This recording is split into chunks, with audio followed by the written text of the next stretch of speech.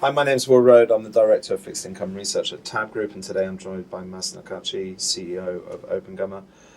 Mas, we were trying to figure out before we started this video the moment when the Wizard of Oz is revealed as a shamster, and we couldn't think of the name of what that was, but we were talking about transparency and risk analytics and the fact that this is a very opaque world that's becoming more and more important at a time when other markets are being demanded to become more transparent. Give us some of your thoughts around what you think very complicated calculations that can go into risk analytics and how transparency needs to be injected so that people can actually see what's going into that. Yeah, absolutely. Well, I mean, I think, the reality is that since the 2008 credit crisis, the regulators globally have been pushing for markets to go from these opaque bilateral transaction structures to centrally cleared.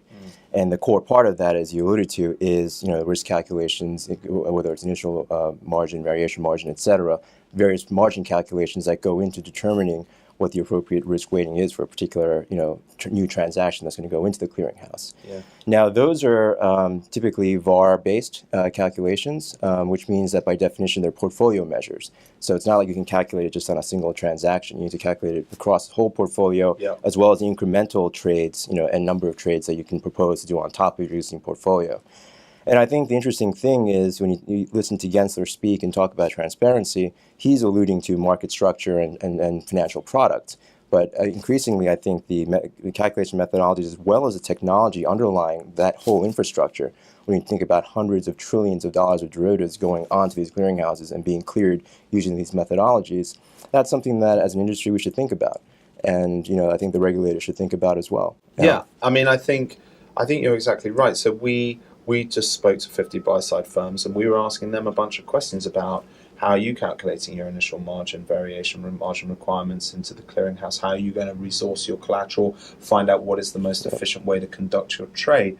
So they're sort of down at one end of the spectrum, trying to figure it out at the basic level about how they'll actually make a trading decision based on their own risk calculation, all the way up through the sort of the spectrum of sophistication where clearinghouses are taking multiple inputs, using quite sophisticated tools and calculators in order to make sure they can withstand any kind of shock to their own system. Yep. So how do you see these two worlds sort of operating together as we go forward?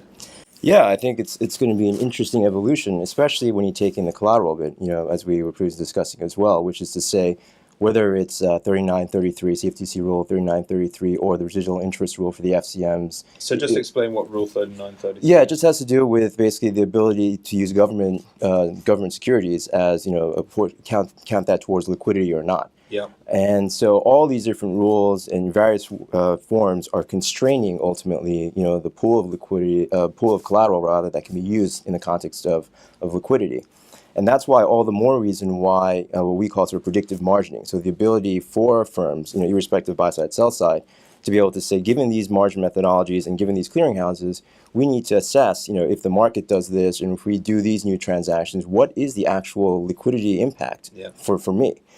Because once again, then you have to take that input and say, all right, well, in terms of eligible collateral, and go through all these series of rules that will ultimately get you to what you can actually use as collateral. But that whole chain is becoming, more and more constrained, and the sensitivity, therefore, to every input becomes much more magnified. And I think that's also something that we're just starting to really get to is, there are lots of people that will say, oh, we can approximate and do this, that, and the other. But the reality is, if you think about that whole sequence that we just talked about, and every one of those inputs becoming much more sensitive because every subsequent part of the chain is more constrained, then you start realizing that a lot of the assumptions that you make, approximating are not going to work practically a few months down the road as you've cleared more and more volume and as, sort of different collateral constraints and liquidity constraints are affecting you directly. Do you think there's going to be any real way to kind of check the clearinghouse price or the risk calculation? Is there any way that somebody can actually dispute it, or is it just going to be law? Well, I mean, keep in mind, if you're a clearing member firm, that happens, you regularly can, do dispute it. As far as the buy side, I think it's much more difficult because you don't have the transparency into the inputs, the input files specifically that clearing members have access to that are provided by the CCPs. So you're essentially one layer removed, if you will, from the actual calculation, which is why, they've resorted to approximation partly out of need, But really, there's no other choice for the time being. And also there's this dimension that there's more than one CCP. That's correct. So talk a little bit about some of the work that you guys are doing to try and help clearing intermediaries manage a multiple CCP environment that are all deploying their own calculation methodologies. Yeah, absolutely. I mean, so we started from day one thinking in terms of the world as multi-CCP. So, we have a single, API that gives you access to, multiple CCPs and their associated calculation methodologies. In addition to that, providing a whole, stress testing and risk management framework, which is, again, also mandated by, CFTC 173, 174. And so all of those pieces fit together. But the key thing is, because all we do is, analytics and risk management, it's a very light, thin, fast piece of software that anyone can slot into an existing technology stack and start using immediately. And again, that single API provides that multi-CCP context. So put in a rate swap, you want to clear through CME or LCH, that sort of pre-trade what-if margin analysis. And then post-trade, the ability to then perturb and stress all kinds of risk scenarios and understand what the predictive margin impact would be of those stresses on your overall portfolio across CCPs and FCMs. That's, essentially the solution that we have. Can you see yourself going sort of further down the food chain and working with the buy side, or where do you think those guys are going to end up fitting? Are they going to go to kind of third-party solution? How do you see this? How do you see it sort of panning out for those guys as they struggle to deal with the cost of clearing? Yeah, it's a really good question. I mean, because we view ourselves as working with the industry, so we aren't going to do something that necessarily the industry is opposed to.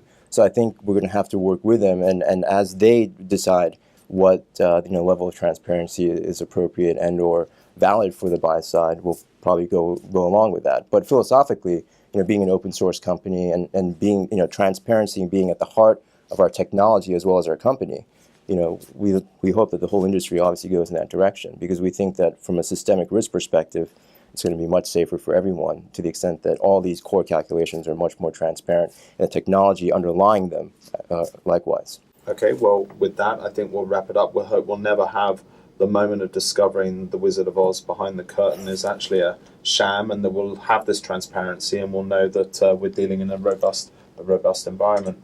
With that, my name is Will Rhode. I'm Director of Fixed Income Research, joined today by Mas Nakachi, who's the CEO of OpenGamma.